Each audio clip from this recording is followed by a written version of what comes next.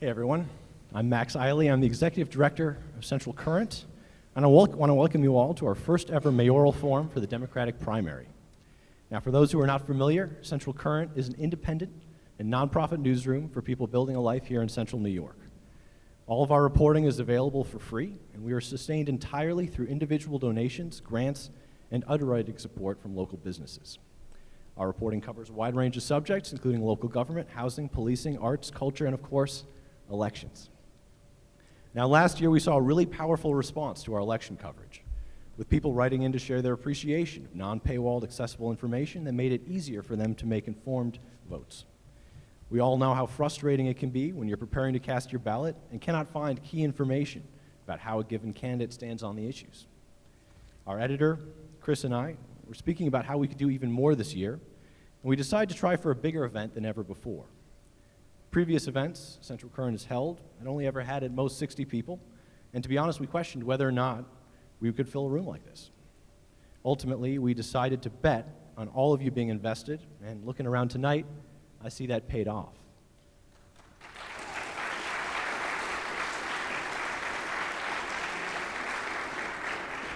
Now, I've lived in Syracuse my entire life, and frankly, too often people bet on the apathy of this community. They bet on people not caring, and they bet on people not showing up.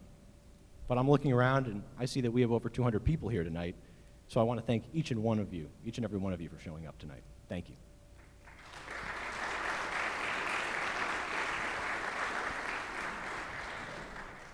Central Current was really built on this bet that Syracuse and CNY residents care deeply about the future of this region. Every time one of you reads an article, helps a friend sign up for our newsletter, or makes a donation to our newsroom, it's further proof that there's a hunger for more transparency, accountability, and better storytelling about the challenges and opportunities that we are facing together. Thank you for making that possible. We're here tonight to bring the candidates off the page. We want to help all of you get to know them, explore their vision for the city, and test their knowledge of the issues. Our moderators will ask the candidates about how they would handle potential situations if elected. They'll answer Syracuse trivia and respond to specific policy questions from our moderators, including those submitted by all of you during the registration process, and thank you for that. Really appreciate you submitting your questions. We love hearing from our readers so that we can ensure that our coverage aligns with what all of you want to learn more about. Now, many of these questions have been incorporated into tonight's forum. For those that were not selected, I want to reassure you that we will be using those questions to guide our upcoming election coverage over the rest of the season. As you probably saw, there are QR codes posted on the walls that help you tell us more about the kinds of questions you want answered from the candidates moving forward. This event is being recorded, and we'll be posting the video on our website next week. Now, our goal tonight is to ensure an informative, respectful, and fair discussion. We ask that you refrain from applause or reactions until the end of the forum, and we ask that no campaign signage be displayed during the event. We really want to make sure this space is welcoming and fair to everyone. Lastly, I want to thank the Everson Museum for being a fantastic partner in helping us host this event, providing such a beautiful venue for us. I mean, how lucky are we to have an accessible space like this right in downtown? It's really special.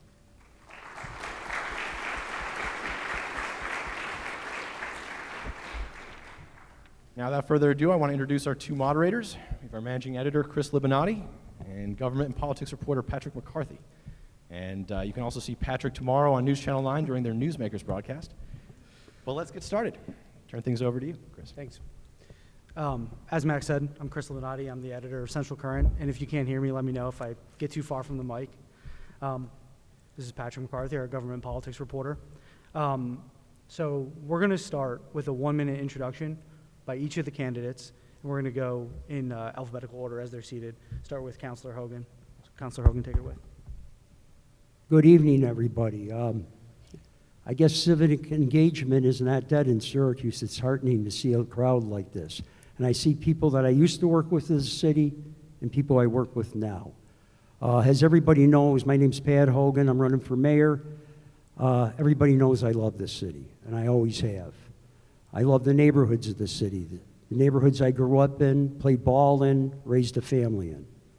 I also love the people of Syracuse. I love their candor. I love their wit and their wisdom. We have great opportunities coming at us from up north. We got the I-81 project, and we got the Micron project. And we must seize these opportunities.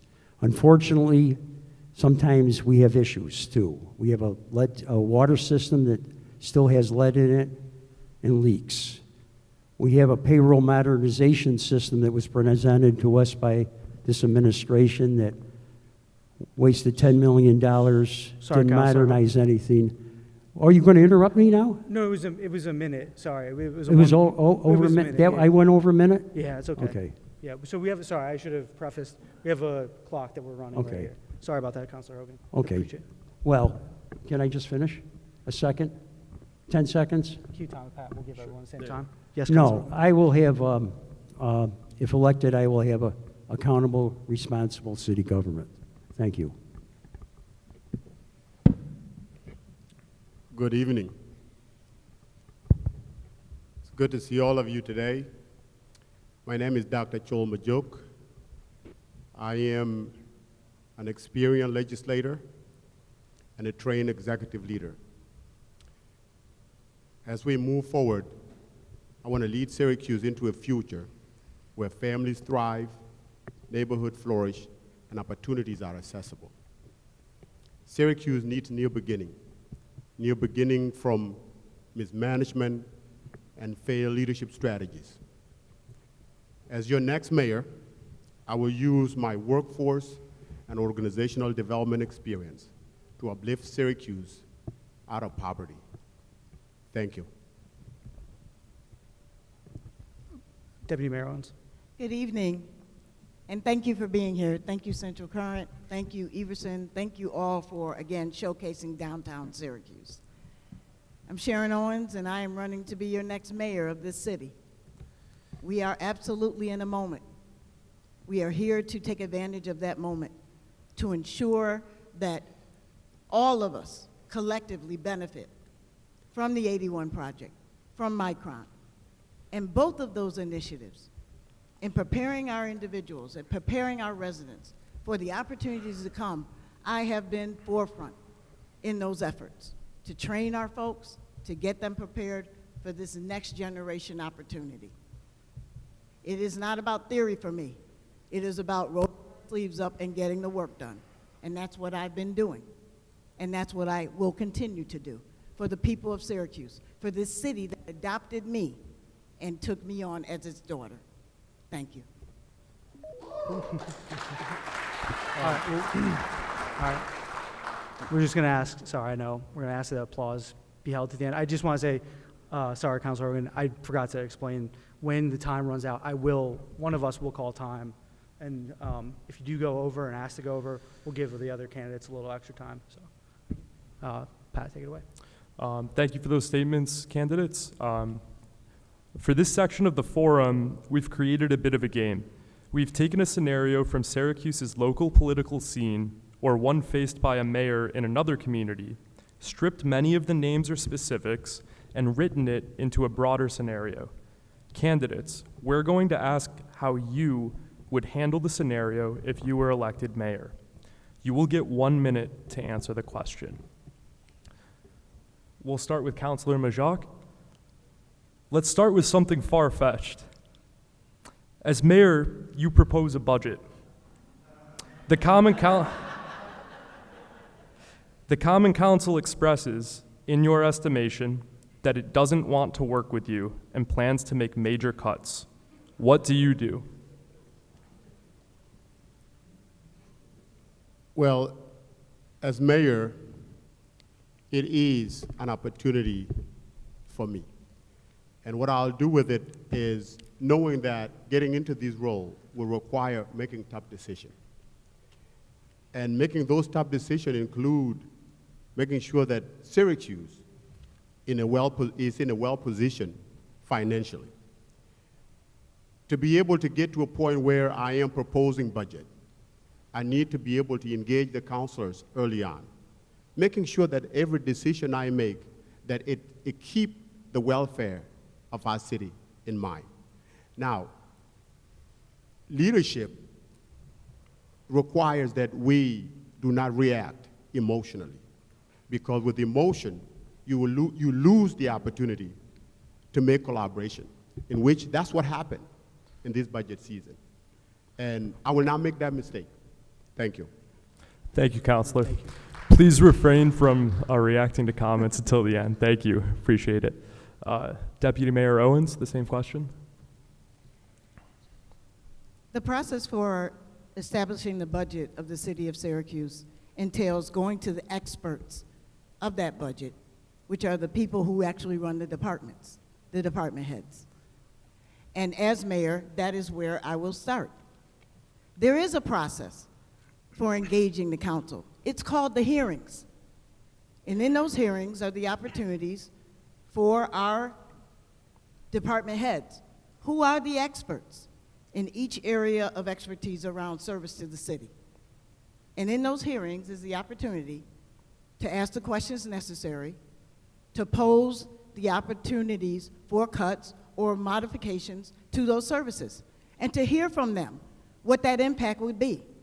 There's an existing process, and as mayor, I would ensure that process, my department heads are ready for that process to present to the council. All right, time. Thank you, Deputy Mayor. Councilor Hogan? Well, I'll do what they did in the past. Mayors I worked with would call the council leadership in, go over all the figures, financial figures, and tell them what they plan to do. And then after the council engaged in like this year we engaged in, I think it was 27 meetings with the department heads, then when you would come together as what's needed as far as the budget goes. Thank you, Councilor. This next one will start with Deputy Mayor Owens. An atrocity happens overseas that affects a wide swath of local new Americans, prompting them to ask that the Syracuse Common Council condemn the atrocity with a resolution. A local special interest group asks you to meet privately to persuade you to advocate against the resolution. Do you meet privately with the group? Why or why not? I think it would be important. Atrocities overseas, particularly regarding the diversity of our community, require the necessity to meet with a variety of groups, not just one or another.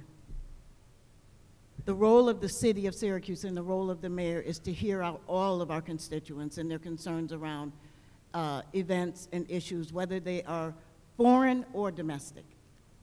I would not identify or isolate that conversation to one particular interest group, but to meet with everyone to ensure that I'm hearing the concerns of all the people of the city of Syracuse.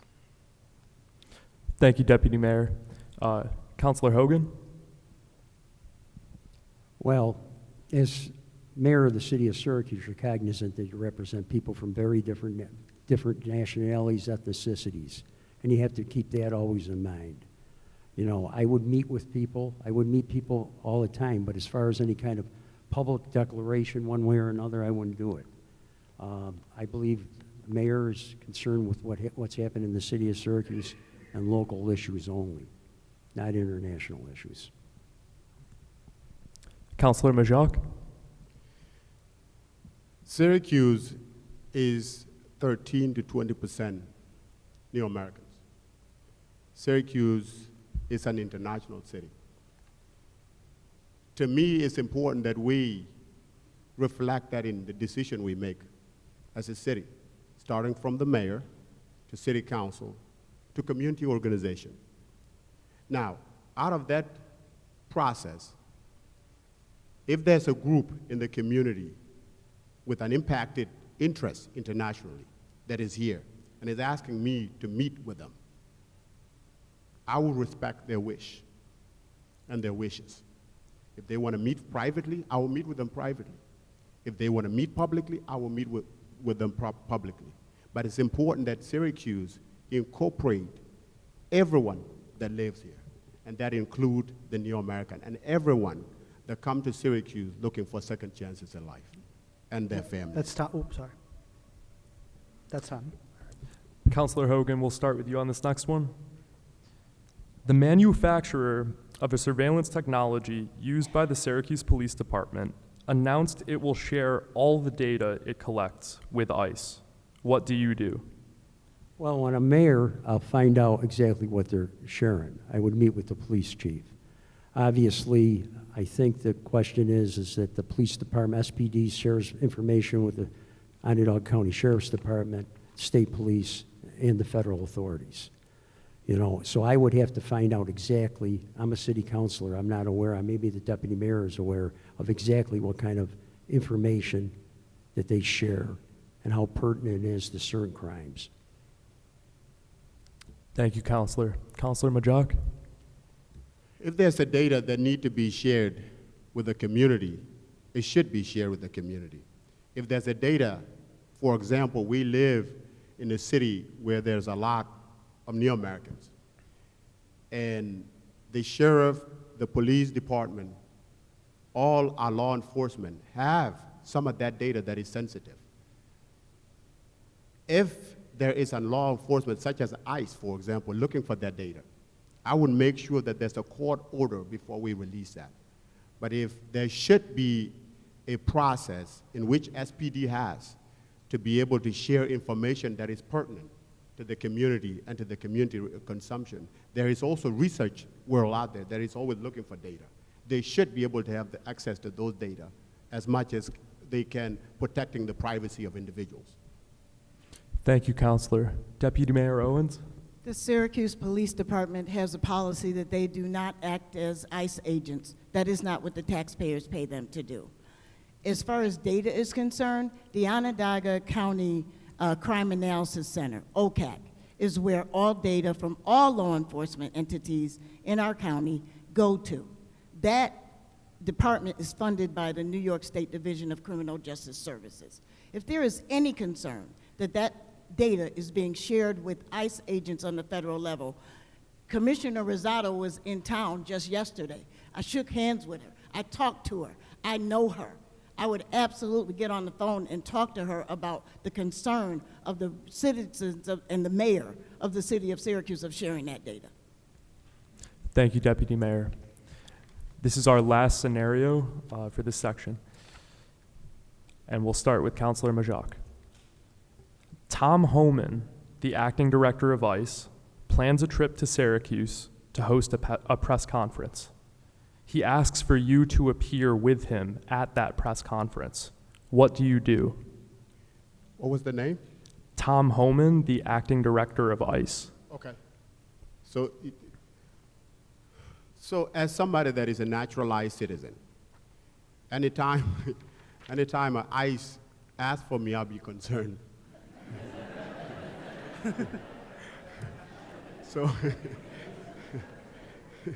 So with that being said, I would know what are the specs, where are we meeting, why we are meeting. So I'll be very skeptical why, but I still have to do the business of the city. Thank you. To be clear, would you appear with Homan? Would I appear with him? At the press conference, yes. If it is what is needed for the people of Syracuse to be done, I will do it. Thank you, Counselor. Deputy Mayor? Would I appear with him? It would depend on why he's here. If he's here to harm the residents of this city, to Councilor Majok's point, why are you here? What is the purpose of your being here? If it is to demand we rescind our policies around how our police department act, no, I won't appear with you. If it is to tell me that there are criminal entities in our community that you've identified, that more importantly, I trust our police have identified, I will work with you and meet with you. Thank you, Deputy Mayor. Counselor Hogan? My son's 37 today. He's married in a large Mexican-American family in Dallas, Texas. So this is personal to me. I think there'd be a fishing derby at Onondaga Park that day. And any day, there'd be a fishing derby that I'd have to attend, rather than appear with that man. Thank you, Counselor Hogan. And thank you all candidates for your responses. I'll turn it over to Chris. All right. So we're going to try something a little bit different with this section. So we're going to ask some trivia questions. That is why you have the whiteboards. They're going to range in topic. I think they're going to be a little difficult, but we'll see what happens. And there are also going to be some cultural questions. But So you guys will have 15 seconds to write an answer, and then you'll be able to say it. So if you're sheepish about your handwriting, it's just to make sure you stick to the answer you got. And when time is up, we'll have everyone flip their whiteboards over. So we'll start, I think, with probably the most basic question. Is crime up or down this year compared to the same time last year? You have 15 seconds.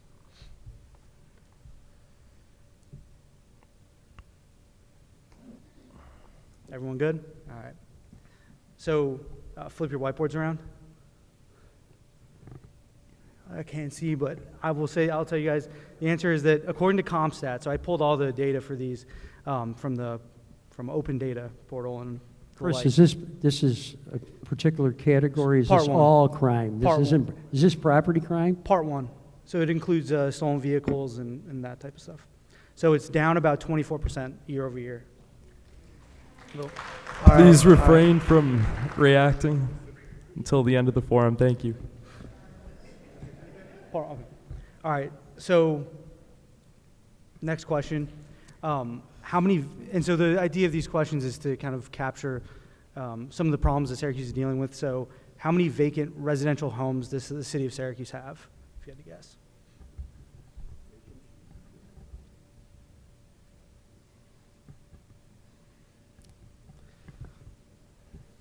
All right. So flip your whiteboards over. 2,000, 12%, 1,100. So it's actually about 1,444 according to this data provided by the City of Syracuse Open Data Portal. Also, yes, you do have rags next to you if you want to wipe your previous answers off. Sorry about that.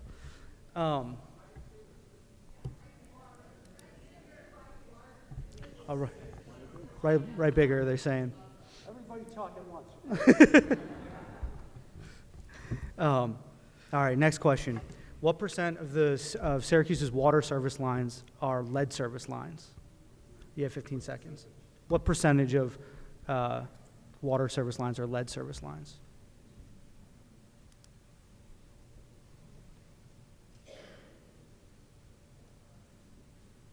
All set? No. Nope. Wait. Okay. 15%. 15, 20, 40. So the answer is 42%. All right, guys.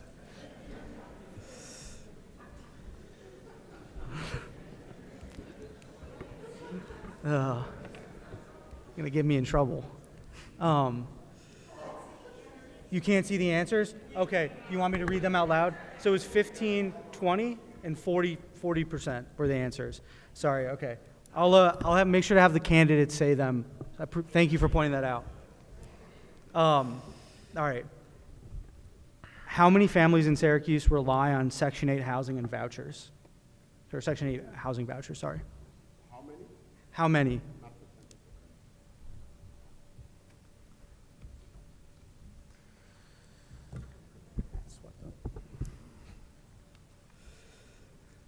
All right. You still got 3 seconds, so. All right. Time. Now you guys can turn them over. And, well, let's just go this way. Read your answers out loud. 25%. Sorry. Guess a number. Sorry. How many families in Syracuse rely on Section 8? It's all right. We'll give Counselor Hogan a little bit more time. Sorry about that.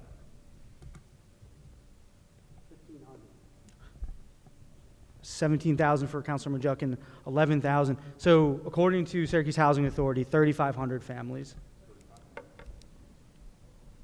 All right. So next question, how much did the city's tax levy rise? So just the city, not including the school district, rise from the 2014-15 fiscal year to the 2024-25 fiscal year? I know I did some digging for this one, so.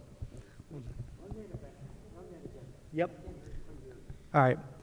How much did the city's tax levy rise from the 2014-15 fiscal year to the 2024-25 fiscal year? So about 10 years. A percentage. yes. Percentage. No school district.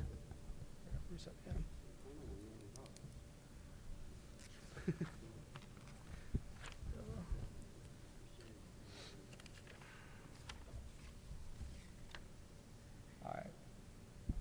Time's up. I'll let you. Okay. The percentage.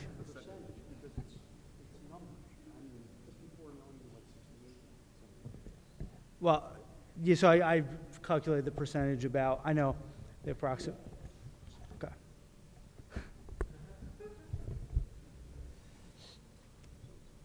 Oh. All right. Turn your boards over. So 18%, 2%, and 20%. So it's actually the tax levy in the city went up 62% in the 10 years. I got you on this one.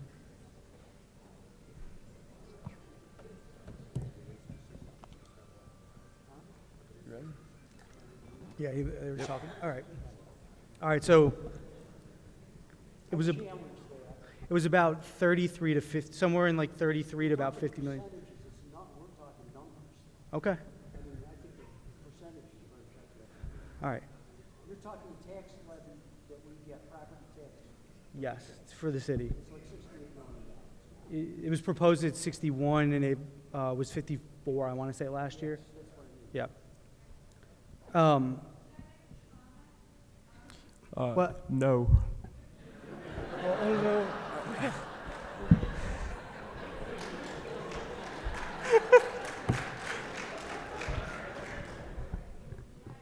Ask your question, just so you're having trouble with the audio from the candidates?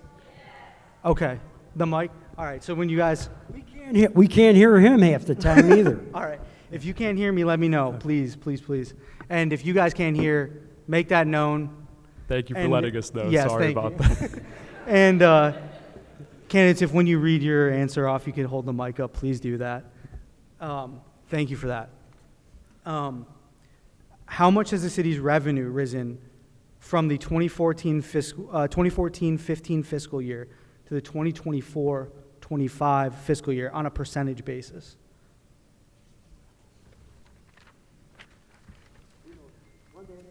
Yep. All right. How much has the city, on a percentage basis, so by percentage, how much has the city's revenue risen from the 2014-15 fiscal year to the 2024-25 fiscal year? So over the last 10 years.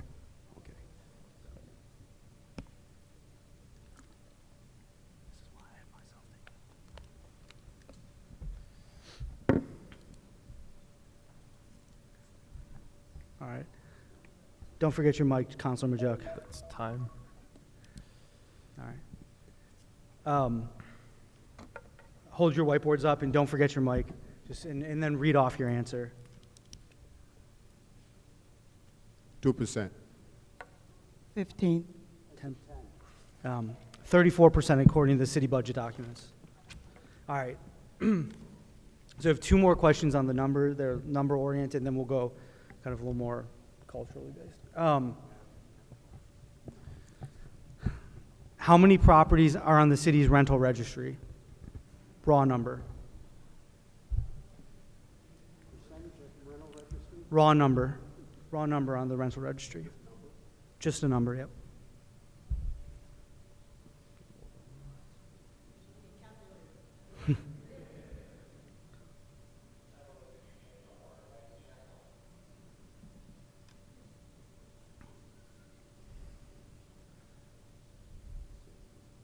All right, time's up. If you guys can turn your whiteboards around and don't forget your mics. So grab your mic and just so everyone can. 18,000. 12 solid. 2,500. As of a couple days ago on the city's data portal, 11,550. All right, last question on the numbers, and I'll stop torturing you guys. At least on that. How much money in construction did the city permit last year? Or in the permitting, did they approve through the permitting office? How much? Raw number of dollars. Yep. Yes.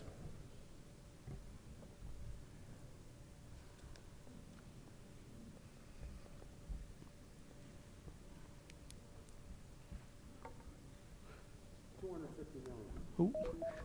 250 million. Deputy Mayor Owens. Record number. Oh. Councilor Majok. $413.5 million, and it was a record number, but I guess technically not what I was looking for. All right. Hopefully these ones are a little bit easier.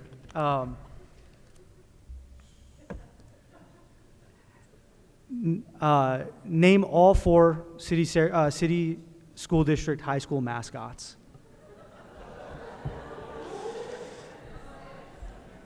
Me? 5? Oh my gosh, yes, 5. ITC. So, We don't call it. No, I'm just kidding. No, you can't do that. No, I'm kidding. I have 4 written down. I know. It's ITC. What's ITC? It's the airplane mode's on. You want me to look I'll give you a little extra time because there's one more. And because Cougars, Falcons. Wait, good. Bulldogs, Black Knights, Cougars, Falcons, and I don't know the new Yeah. school. Okay. so I have Falcon, Bulldog, Black Knights, and Cougars. I can't remember ITC, but Falcons, Adams, Cougars, Black Knights, Bulldogs.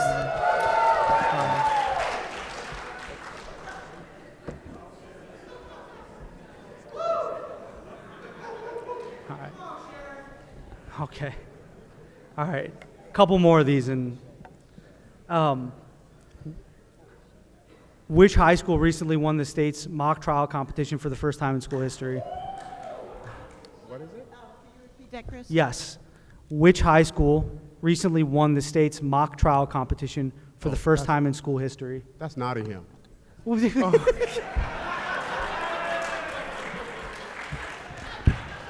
took. Well, it was Nottingham. He took the answer. Go Bulldogs. Let's move on. All right. A Syracuse University graduate who is now a Syracuse resident won a Pulitzer Prize this year. Who is it?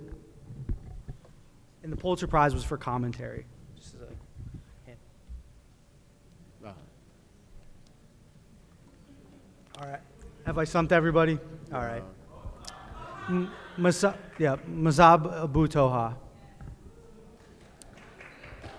Congratulations. What'd you say? Oh, Congratulations. Congratulations. yes. All right. What former Syracuse resident is the oldest woman to win a Grammy? What former Syracuse resident is the oldest woman to win a Grammy?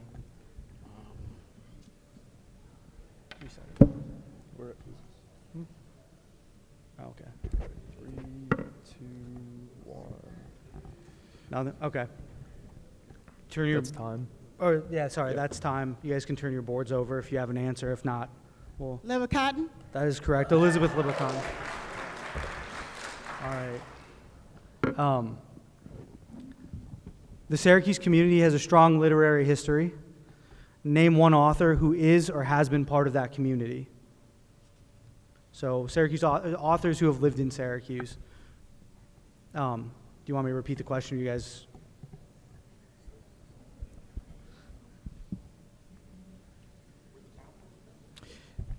You can name, so the Syracuse community has a strong literary history.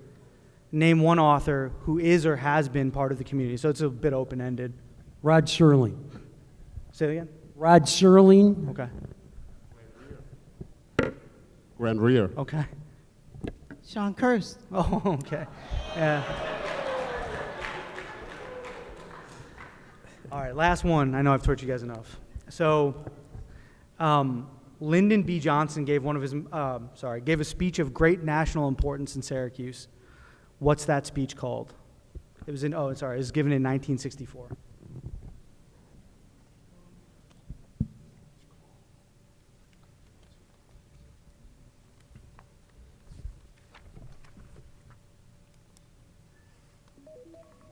All right. Nice. So yeah, they taught us one on the tours of Newhouse when I went. It was the Gulf of Tonkin speech, which preceded the Vietnam War.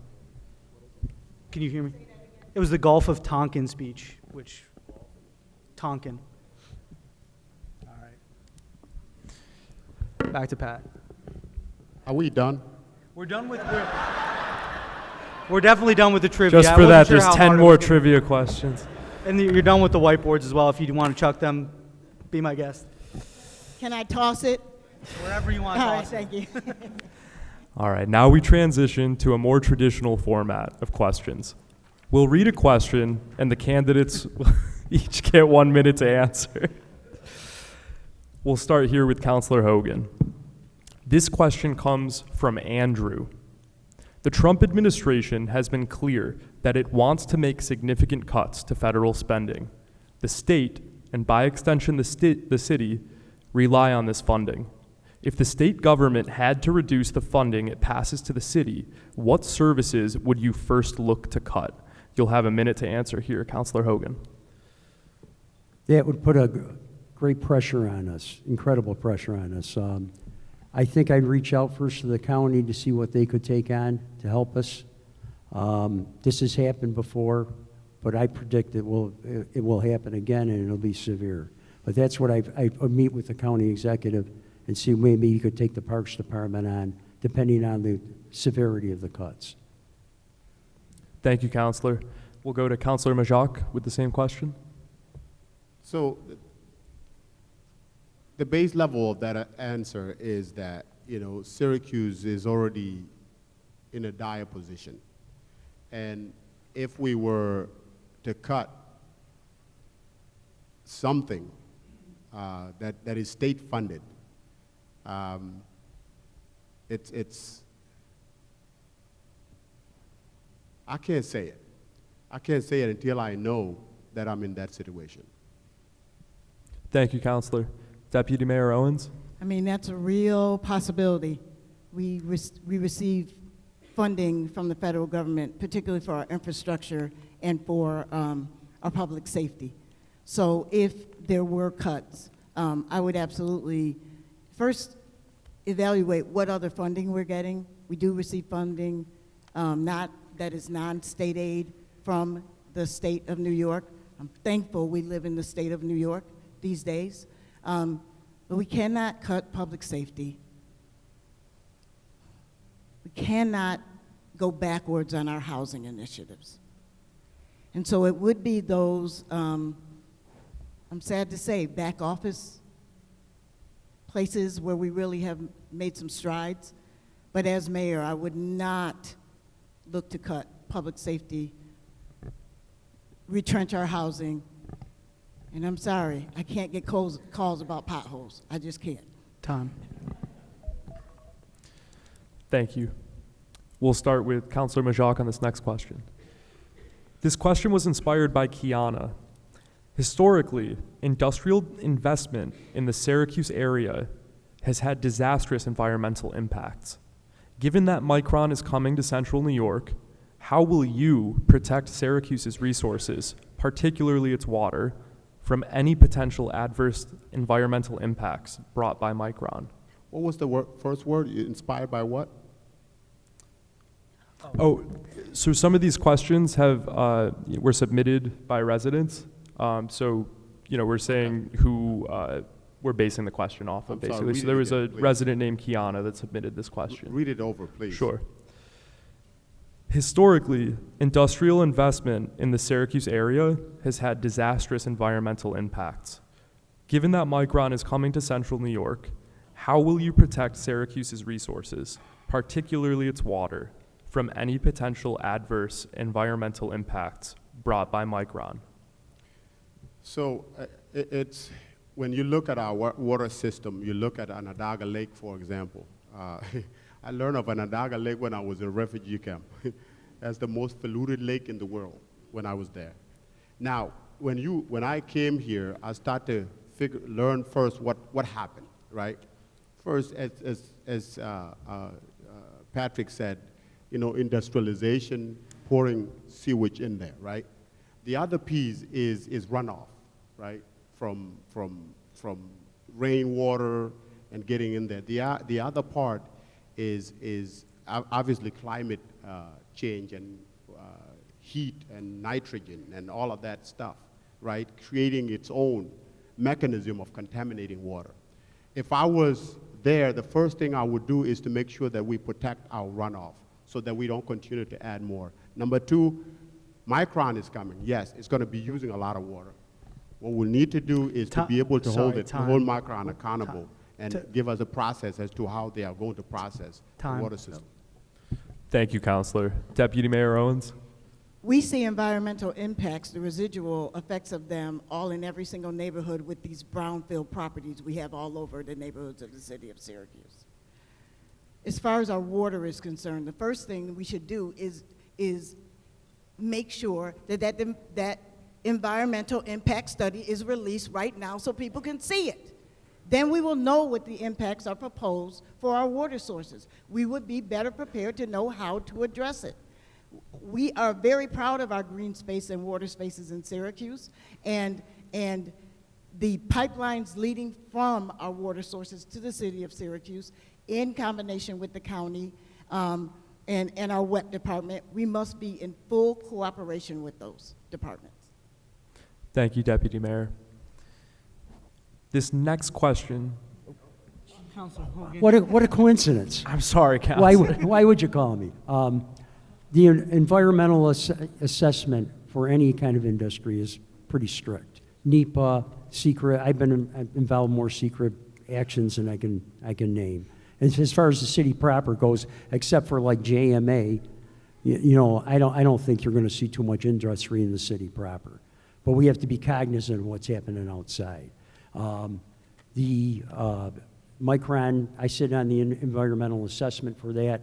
The Micron study was released prematurely. Things have changed since then. I'll wait to the last, the final draft before I'll make a comment on that. Thank you, Counselor, and sorry about that. This next question was inspired by Ed. The Children's Rising Center project's pause brought internal divisions to the forefront of the East Adams redevelopment project. Leaders from Blueprint 15, the Allen Family Foundation, the city, and the Syracuse Housing Authority have described the relationship between those organizations as dysfunctional. How would you unify the various stakeholders involved to move the redevelopment forward as planned? We'll start here with Deputy Mayor Owens. So again, full disclosure, I serve as the board president of Blueprint 15. We work very hard with the residents of that neighborhood to envision a Children Rising Center that would serve that community and other communities as well. This is where the mayor and I, one of the places that we differ. That described the functionality I saw 2 years ago. There needed to be a change in capacity of the Housing Authority to be able to lead a $1 billion project. The Children Rising Center, the last piece of the funding that we worked diligently to pull together, was lost because of timing. I have not given up on that project. This is what I do. I do not give up on something, but I find another path to get it done. The city, through work with the council, will have management opportunities over where it was proposed to be, and so we will continue to move forth to get that project done because the residents want it and they deserve it. Thank you, Deputy Mayor. Councilor Hogan, how would you unify the various stakeholders involved to move the redevelopment forward as planned? Well, this always mystified me. I mean, the mayor controls 5 members of the 7 members on the SHA, and his deputy mayor was head of Blueprint 15, and they were the 2 warring factions. So I know what I would, other mayors would have done. I would have brought them all down to City Hall and got them in a room and worked it out. But I mean, when you control both entities, I can't see where you can't find a common path to get this thing done. We were totally aghast at the Common Council when this came before us. I couldn't believe this didn't happen. And just like the deputy mayor said, we owe it to the kids in that community, and we owe it certainly to their parents. That's the centerpiece of the East Adams project. Thank you, Councilor. Councilor Majok. So I think the first thing I would do as mayor is take accountability. In this process, Deputy Mayor Owen, Ben Walsh, none of them took accountability. And everything rise and fall on a leader. And the first thing we should have done is take accountability for that failure. And here's why I'm saying that. Out of 7 board members, majority of those are appointed by the mayor. And if there was a failure in the housing authority to not, and Blueprint 15, to not advance this project, there should have been a level of accountability that should have been given to the communities, considering that that community was looking forward to that project. It was one of the first projects to be dedicated to that neighborhood. And as a city, we pummeled it, and we didn't take accountability. That's the first thing I would have done.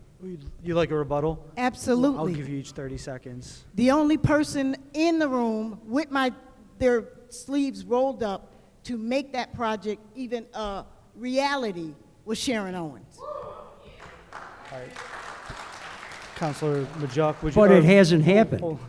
Hold on. She was responding to Councilor Majok. I'm going to give Councilor Majok a chance to respond to Deputy Mayor Owens, and then we'll move on to the next question. Well, I think, Deputy Mayor, even if you started it, you didn't finish it, you failed at it. It's not done. We're gonna It took move. the council- It's not done. It took Guys, the we're gonna council move on to the step up next save question. it. You It's didn't not save it. done. You haven't saved anything. It's not done. All right. All right, guys. All right, settle down. I won't hold my breath. Councilor Hogan, we'll come to you with this next question.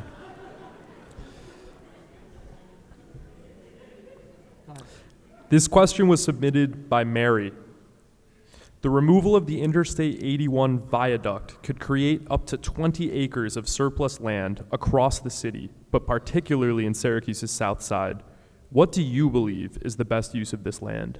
Well, the council's already acted on this. The council's already made a statement saying we want that property turned over to the city of Syracuse. I mean, this has happened before. The inner harbor was turned over to the city of Syracuse that the state failed to be able to negotiate anybody to buy it. We ended up with it. We want those, it's 14 acres, by the way, that we want that, the chance to be able to knit together downtown and the university area and have housing in there. Thank you, Councilor. Councilor Majok, the same question. So I'll do 2 things with it. The first thing is to make sure that we create more green space around downtown, where families, especially young families with children, can go and be around and have space to hang out. 1. Number 2 is to make sure that Upstate and Syracuse University don't get their hand on it whatsoever. So, Thank you, Councilor. Deputy Mayor Owens. As the councilor said, we absolutely should, the city should have ownership of that property so that we can determine what the future will be. But unlike the 2 gentlemen to my right, it is not for me to determine what the best use of that property is. The public process is that we zone the property and look to the people to give us input about the best use of the property.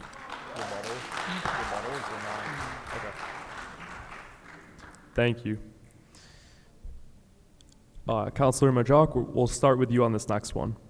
This question was inspired by Barry. It's no secret the Citizen Review Board has struggled over the last 18 months.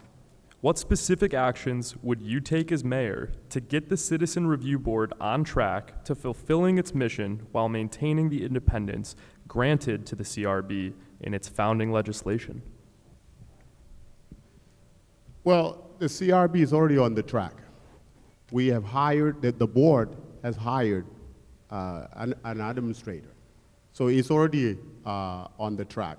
What I'll do is to continue to support it. As I said, everything rise and fall on a leader.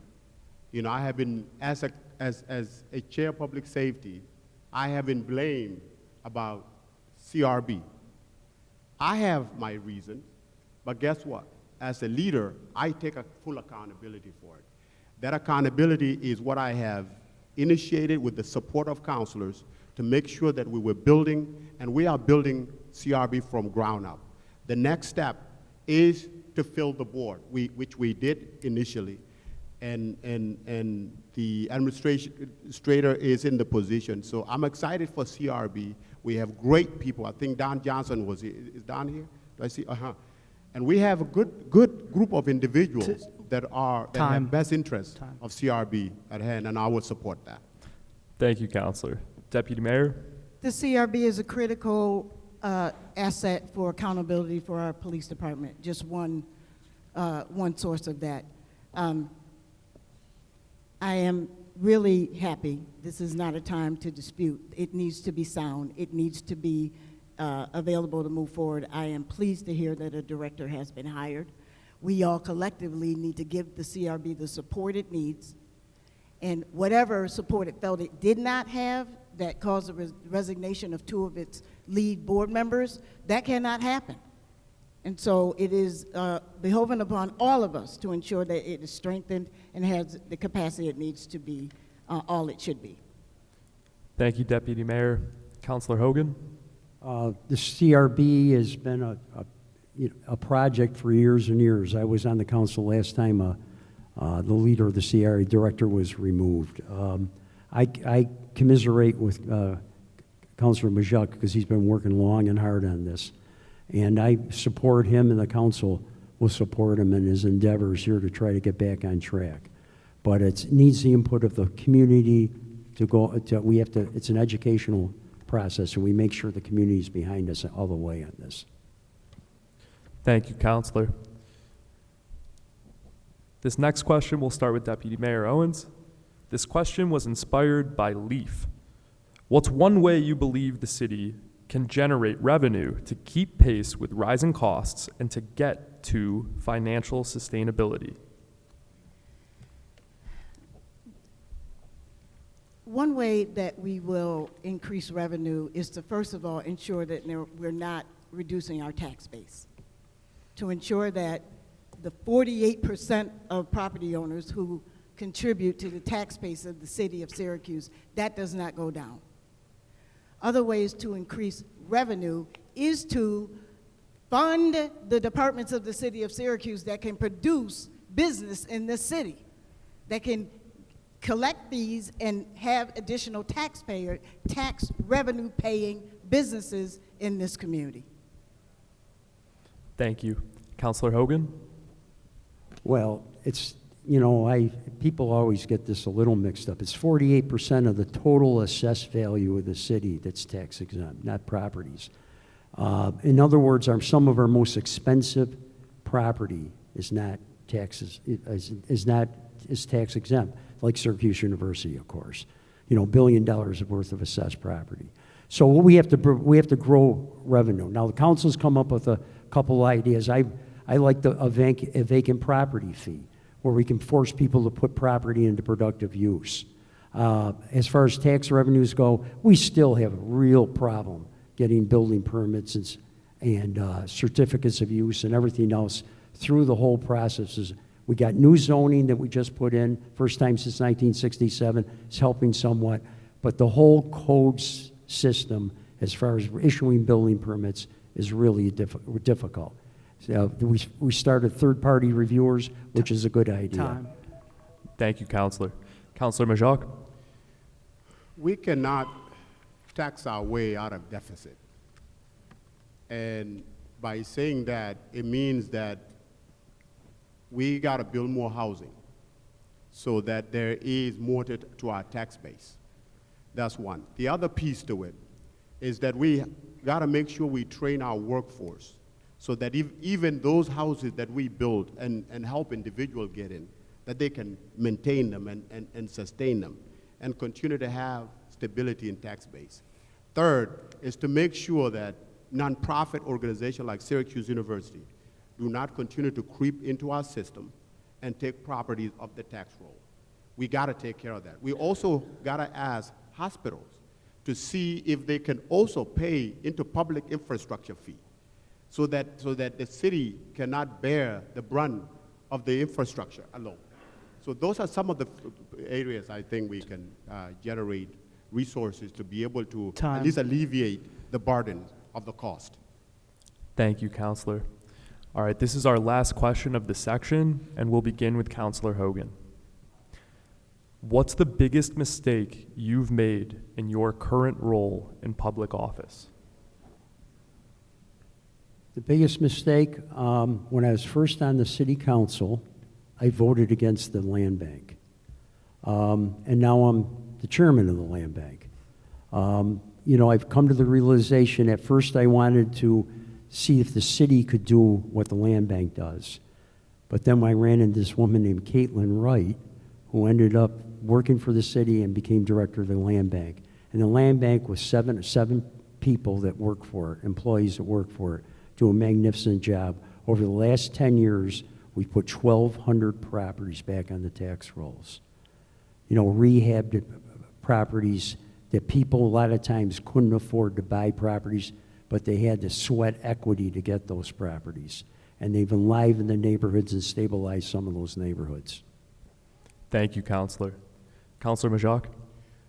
Well, every vote that I take, as a man of faith, I pray over it, I think through it, and when I vote, I know I'm voting to the best of my ability.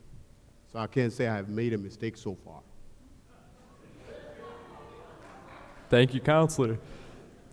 Deputy Mayor Owens, what is the biggest mistake you've made in your current role in public office? The absolutely biggest mistake that I've made since being in my current role is that I didn't scream louder, jump up higher, pump my fist harder about the problems I saw with the East Adams project 2 years ago.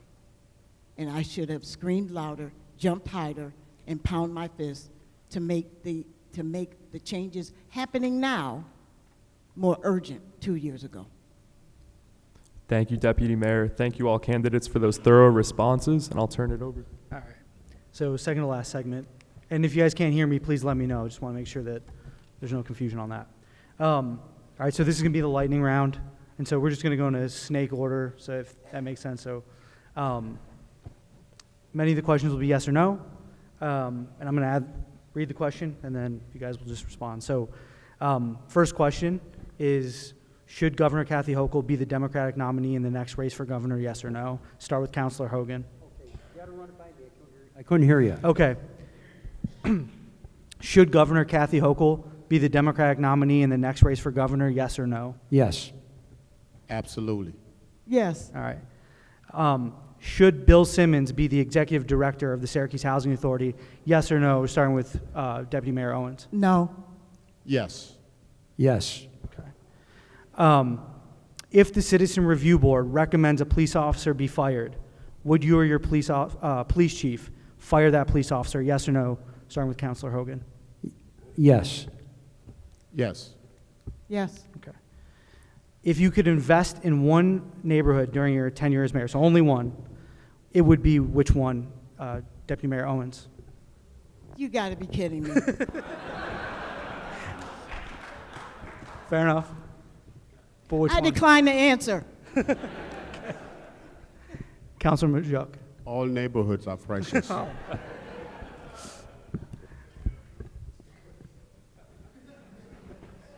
Actually, I think the near west side. I see a lot of growth in that area. All right. Would you allow the Syracuse Police Department to sign an agreement with ICE to perform immigration enforcement duties with ICE oversight? Yes or no? Councilor No. Hogan? Okay. A big no. No. This one might take a little bit longer to come up with an answer, but what is Syracuse's defining moment? We'll start with Deputy Mayor Owens. Is or was, has, whatever you want, however you want to read that. Oh. Winning the national basketball championship. Councilor Majok. The new American growth. I would say when we came out of the machine age, the industrial era. I mean, after World War II, and we have transformed sort of courageously into a whole new era. All right, next question is, was the aquarium the best use of Onondaga County's money? Yes or no? Yep. Was the aquarium the best use of Onondaga County's money? Yes or no? Councilor Hogan. Anytime Onondaga County wants to spend money in my council district, I'm in favor of it. Councilor Majok. I don't think so. No, it wasn't. So this question comes from Andy and Caleb. Will you follow through on the process to remove this Columbus statue and continue working with the group of stakeholders Mayor Walsh assembled? Yes or no, Deputy Mayor Owens? Will I say it again? Sorry, yep. I answer it right? Will you follow through on the process to remove the Columbus statue and continue working with the group of stakeholders Mayor Walsh assembled? Yes or no? Yes, I will. No. No. All right. Mayor Walsh created the Surveillance Technology Working Group to review powerful technology and recommend guidelines before the city implements it. Would the group continue its work under your leadership? Yes or no, Councilor Hogan? Read it again. Read Yep. again. Sorry about that. Mayor Walsh created the Surveillance Technology Working Group to review powerful technology and recommend guidelines before the city implements the technology. Would the group continue its work under your leadership? Yes or no? Yes. Yes. Yes. Would you approve of the use of generative AI on city websites and in city correspondence? Yes or no, Deputy Mayor Owens? No. Yes. Yes. Would you conduct a full property tax revaluation in the first 2 years of your term? Yes or no? Sorry. Would you conduct a full property tax revaluation in the first 2 years of your term? Yes or no, Councilor Hogan? In the first 2 years. Okay. No. Yes. Okay.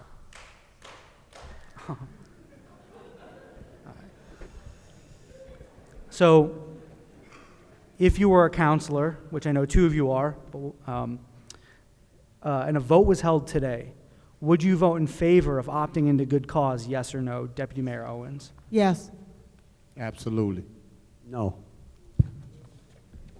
So I think we know how the next one's going to go. But if you were the mayor and the Common Council approved good cause legislation, would you veto it? Yes or no? As it stands now, So your if good cause, so, if from it the were approved, so if the council approved it and you were mayor, would you veto it? I would veto it. Okay. I will not. I would not veto it. The land formerly occupied by the Kennedy Square apartment complex is currently tax exempt, right? Should Upstate University Hospital in New York State sell the property so it can be put back on the tax rolls? Yes or no, Deputy Mayor Owens? Absolutely. Absolutely.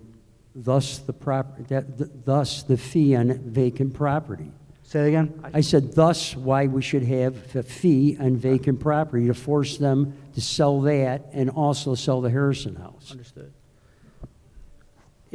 In past years, and this is a little bit different, but in past years, the Syracuse Mets have paid homage to local history by adopting various temporary team names, including the Syracuse Shot Clocks, the Syracuse Salt Potatoes, and the Syracuse Devices.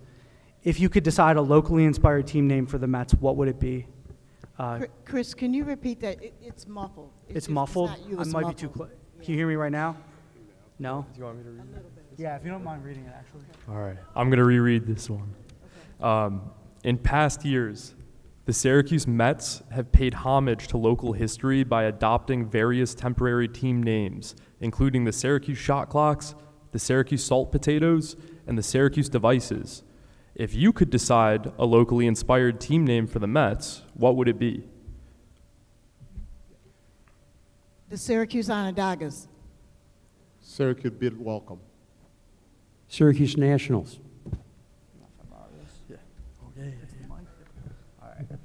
So this is the final segment. Can you guys hear me? Is it my mic or is it me? All right. Slow down. Sorry about that. All right, so we'll see how this one goes. To close out the forum, we're going to allow each candidate to ask their own question to the other candidates. The caveat is that the question has to be answerable by both of the other candidates. So, one candidate can't pick off another, right? So it has to be to the other two.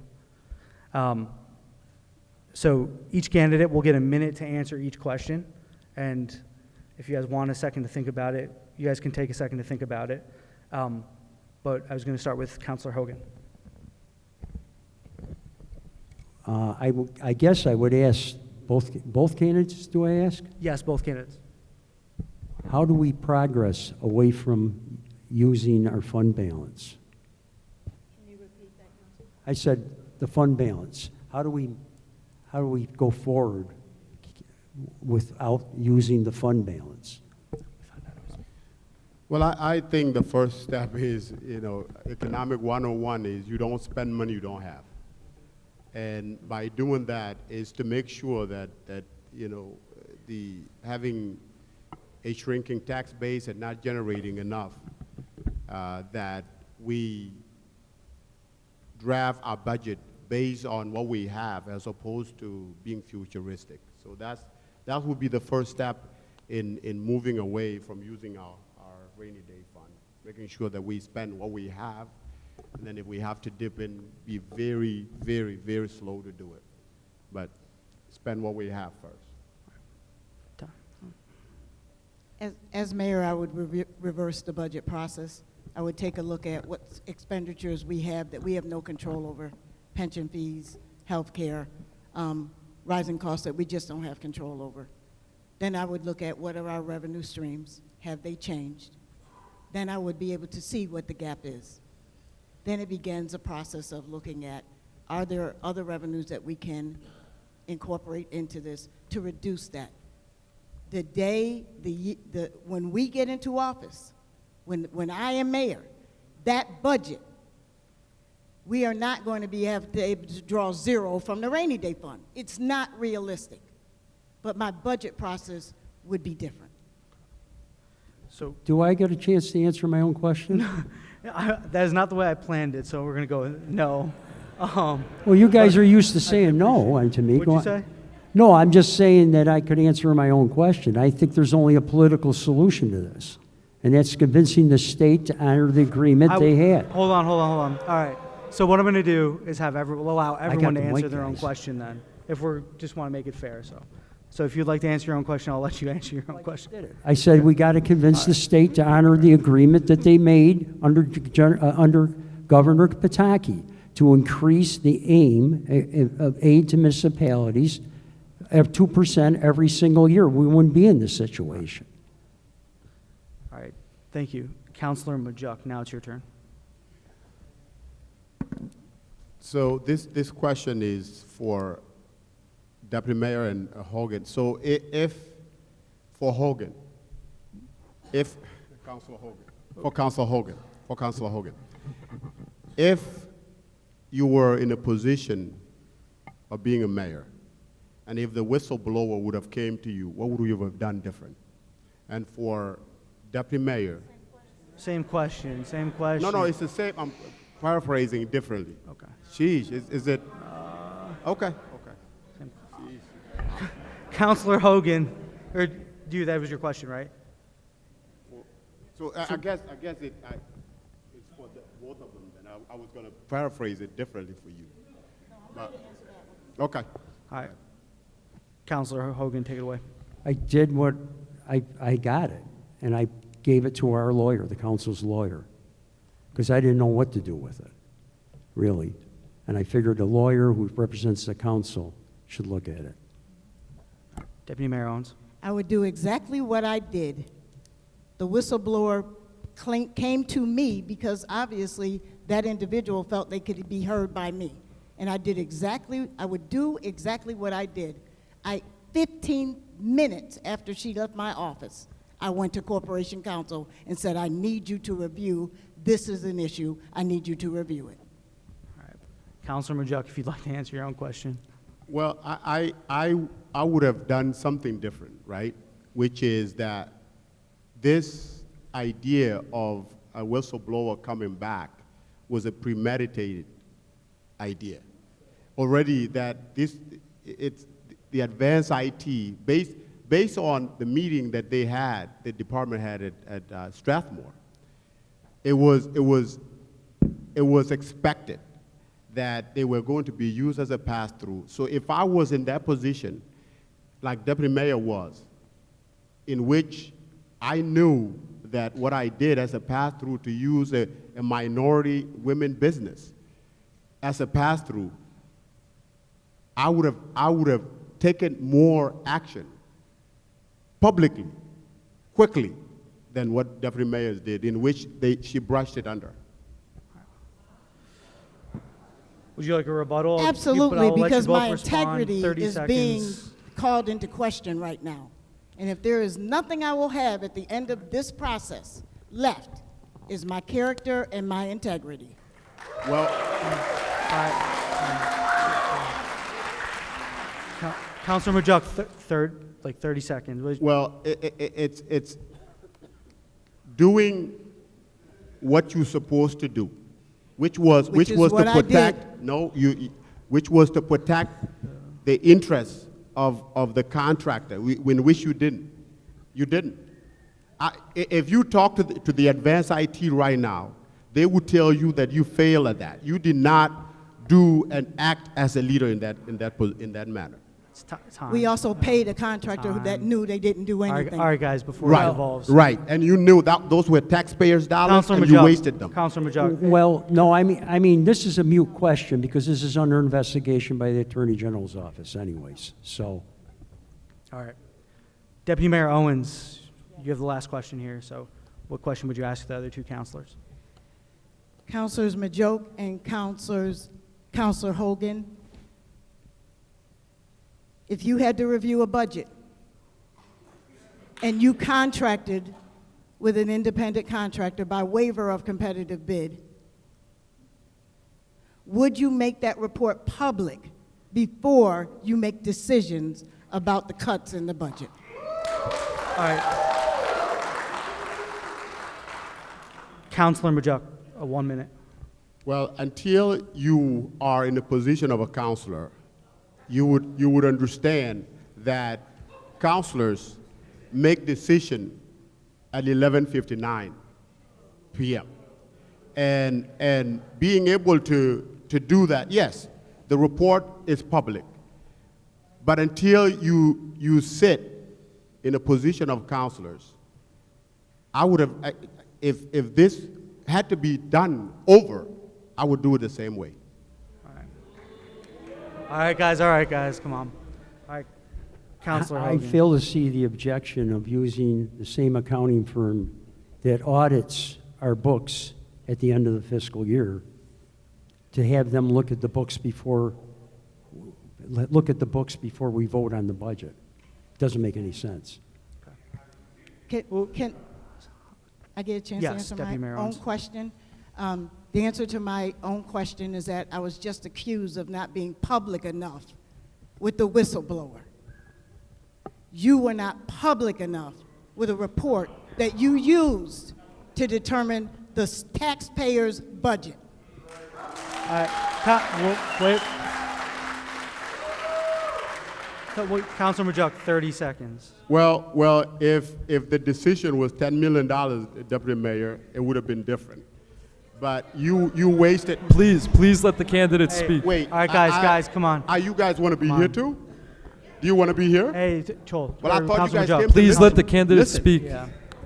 So if my decision was $10 million, it would have been handled differently. We are talking, it's not the same. We are talking about $20,000 compared to $10 million. Do the math. Time. All right. Deputy Mayor, I know I've given everyone a second rebuttal. Do you want to rebuttal? Okay. All right, guys. So that was the last segment. So as we wrap up here, I just want to thank the Everson for being gracious hosts. I